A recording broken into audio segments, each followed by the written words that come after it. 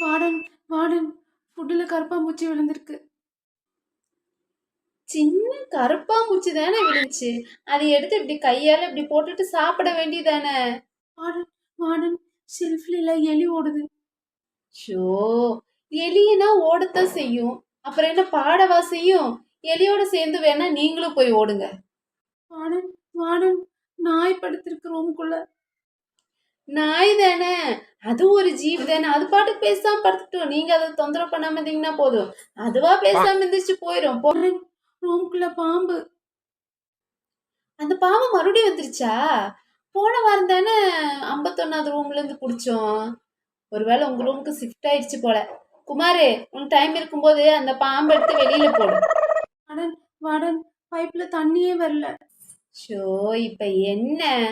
தண்ணி தானே வரல, ஒரு நாள் குளிக்கலைன்னா ஒன்னும் ஆகாது, போங்க.